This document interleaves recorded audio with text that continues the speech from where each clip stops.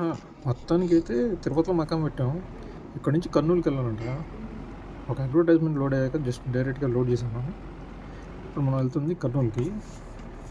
So, మధ్యలో ఏం జరిగిందంటే, పొద్దున్నే న్యూస్ చూస్తూ ఒక క్యాప్‌జెమినీ డే కేర్ హారర్ ఒకటి గుర్తుకొచ్చిందండి.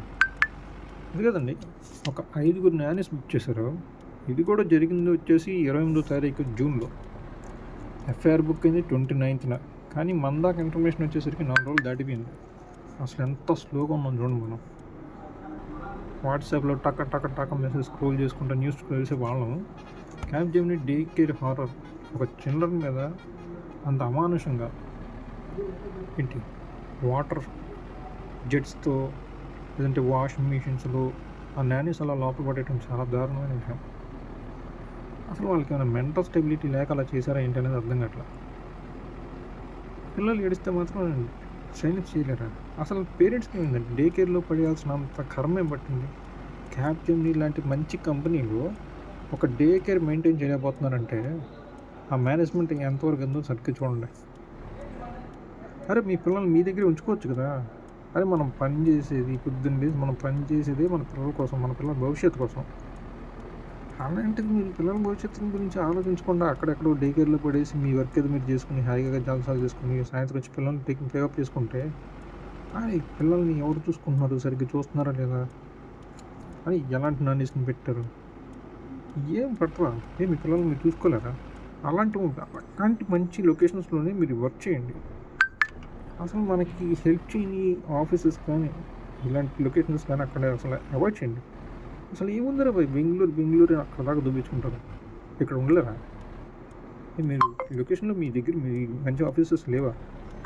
మాట్లాడితే అక్కడ దాకా వెళ్ళిపోయి ఆ బెంగళూరులో పిల్లల్ని అక్కడ డే కేర్లో పడేసి ఎందుకు ఈ బాధలని.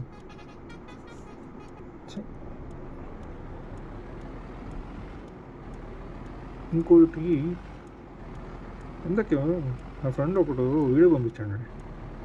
థర్డ్ ఏసీ కోచ్లు కాళ్ళ దగ్గర నడిచే దారిలో జనరల్ బోగీలు ఎలా అయితే పడుకుంటారో అలా పడుకున్నారు థర్డ్ ఏసీ కోచ్లో. అరే ఆర్పిఎఫ్ ఏం చేస్తుందో అర్థం కావట్లేదు. అసలు అలా ట్రావెల్ చేయమాకంటారా?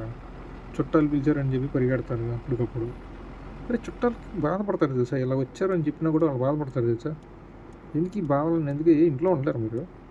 చెప్పండి, అరే మాకు ట్రైన్ టికెట్ బుక్ చేసుకోవడం కుదరలా, లేదంటే బస్సులు కుదరలా, ఫుల్ రష్ మీద ఉంది, ఉన్నట్టు రాలేం. చెప్పండి, ఆన్లైన్లో విషయస్ చెప్పుకుంటారా? ఇంకా ఆన్లైన్ ప్రపంచంకి వచ్చాక ఇంకా ఎందుకు అటు ఇటు పరిగెడతారు? బుక్ కాలేదంటే మానేయండి, అసలు ట్రావెలే చేయొద్దు. అదే మన చుట్టాలు కూడా ఇది అరే ఇలా వచ్చారా, మా వాళ్ళు ఇలా బాధపడతారని చెప్పి వాళ్ళు బాధపడతారు. బాత్రూమ్ దగ్గర కూర్చొని రావడం, లేదంటే ఎరికుళ్ళు కూర్చోవడం అవసరం ఇదంతా. అంత దుర్భరంగా ఉన్న టాయిలెట్స్ దగ్గర కూర్చుని బాధపడే కన్నా అసలు వెళ్ళటం మానేయటమే బెటర్. సర్లే, మాట్లాడితే మన కర్నూలు దగ్గరికి వచ్చేసినట్టు ఉన్నాం. ఇంకొద్దిగా రైట్ తీసుకుంటే మన కర్నూలుకి వచ్చేసినట్టే. కొద్దిగా ఆలోచించండి.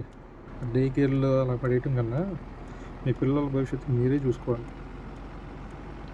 ఇప్పుడు మీరు డే కేర్లో పడేస్తున్నారు, రేపు మీ పిల్లలు మిమ్మల్ని తీసుకెళ్ళి ఓల్డ్ ఏజ్ హోమ్లో పడేయడంలో తప్పే లేదండి. అరే ఇంకొక కొత్త కేసు వచ్చేసరికి Sony says no more physical discs. అరే ఫిజికల్ డిస్క్స్ లేకుండా వెళ్ళరా ప్లే స్టేషన్ 6 నుంచి? మేము పాత డిస్క్స్, మేము అసలు ప్లే స్టేషన్ అలా ఆడాలంటే డిస్క్స్ మేము అందరం దగ్గర పెట్టుకుని ఒక ఇన్వెంటరీ టైప్లో ఏదో ఏదో లైబ్రరీ టైప్లో పెట్టుకుని ఎంతో హ్యాపీగా ఫీల్ అవుతాం అవి చూసుకుని. ఇప్పుడు నువ్వు ఫిజికల్ డిస్క్ ఆపేస్తే మేము నెట్వర్క్ లేకపోతే ఎక్కడ ఆడాలి? మళ్ళీ మేము ఎప్పుడైనా ఆడాలనుకుంటే ఎట్లారా? నీకేమన్నా ఇంకొన్నాళ్ళకి నాకు ఎలా అనిపిస్తుంది అంటే గేమ్ ఓపెన్ చేయాలన్నా సరే సబ్స్క్రిప్షన్ టైప్ పెట్టేస్తారేమో అనిపిస్తుంది. ఇప్పుడు ఆల్రెడీ గేమ్ డౌన్లోడ్ చేసుకోవాలంటే కీ కొనుక్కుని మేము ఆడుకోవాల్సి వస్తుంది. అటువంటిది కొన్నాళ్ళకి మీరు ఎలా చేస్తారంటే సబ్స్క్రిప్షన్ తీసుకోవాల్సి వస్తుంది. ఆల్రెడీ మేము ఆన్లైన్లో ప్లే అవ్వాలంటే ఎలాగో సబ్స్క్రిప్షన్ తీసుకుంటున్నాం, ఎవ్రీ మంత్ ఇయర్లీ ఇలా తీసుకుంటున్నాం. అటువంటిది ఇప్పుడు మేము డైరెక్ట్గా ఎప్పుడైనా పాత గేమ్స్ మేము ఆడుకోవాలనుకుంటే ఫిజికల్ డిస్క్స్ లేకపోతే పాత ప్లే స్టేషన్స్ ఒకవేళ డ్యామేజ్ అయితే ఇప్పుడు డిస్క్స్ అన్నీ ఏమైపోవాలి? ఎక్కడ పెట్టుకుని ఆడుకోవాలి మేము? ఇక్కడ ఎలా తయారవుతున్నారా? ఇక్కడ డ్యామేజ్ అయ్యేది ప్లే స్టేషన్ని డ్యామేజ్ ఇక్కడే అవుతుంది. సో నాకు తెలిసి ఎక్స్బాక్స్ దీనిలో బాగానే ఉంటుందేమో అనుకుంటున్నా. మ్యాక్సిమం ఎక్స్బాక్స్ కనుక డిస్క్స్ అలాగే ఉంచితే కనుక ప్లే స్టేషన్ మొత్తం సంగన అయిపోయినట్టే. ఉండాలి రా భయ్, ఉండాలి, కొద్దిగా ఉండాలి. ఫిజికల్ డిస్క్ లేకుండా ఎట్లా? ఫిజికల్ డిస్క్ వర్షన్స్ మేము వదలము. అంటే డిస్క్ లేకుండా ఏం చేసుకుంటాం? పాత గేమ్స్ అన్నీ మేము ఎంతో ఇన్వెంటరీ ఉంది మా దగ్గర, అవన్నీ ఏం చేసుకోవాలా? ఎవడు అమ్ముకోవాలి అవి? కొద్దిగా ఆలోచించరా రే సోనీ, కొద్దిగా ఆలోచిస్తే మా గేమర్స్ అందరికి మైండ్ బ్లాక్ అయిపోయే విషయం అదే. అంతే గైస్. సరే, అలాగ మన కర్నూలుకి వచ్చేసాం. మన కార్గోని చక్కగా డ్రాప్ చేసి అసలు ఎంత అమౌంట్ సంపాదించాం ఏంటో ఒకసారి చూద్దాం. నాకు తెలిసి ఇది 18,000 దానికి మనం లోడ్ తీసుకున్నాం. కాకపోతే మధ్యలో 2 చోట్ల ఒక ఆటోడు గుద్దాడు, ఇంకొకటి లారీడు గుద్దాడు. మొత్తానికి 1000 రూపాయలు బొక్కడుద్ది అక్కడ ఒకడ. నాకు తెలిసి ఇంకో చోట నేను కూడా రివర్స్ చేసుకునేటప్పుడు వెనకాల ఇంకో లారీని గుద్దాను. అక్కడ ఒక ట్రాఫిక్ వైలేషన్స్ దాదాపు 3 ట్రాఫిక్ వైలేషన్స్ అయిపోయినాయి. సో దాదాపుగా 1500 బొక్కబడేలా ఉంది. మరి ఏజెన్సీ కమిషన్ తీసుకుని ఇంకెంత వదులుతాడు మనోడు? డిడక్షన్స్ చూడండి, 1500 అది. తర్వాత ఏజెన్సీ కమిషన్ ఇప్పుడు 4600. తీరా మనకు చూసేది ఏంటంటే 12,000 మనకి తీసుకునేది. అరే నీకు యాడ్ చూసుకోవడం నాకు 18,000 రాకపోతే ఎందుకు రా? ఈ తొక్కలో ఎన్ని క్లెయిమ్ చేసుకుని కూర్చోవాలి ఇంక నేను. ఇంకా కంపెనీ కొనేది ఎప్పుడు? కంపెనీ కొన్నాము, కాకపోతే ఒక వెహికల్ అంటూ ఉండాలి కదా మన దగ్గరికి. త్వరలో తీసుకుందాం.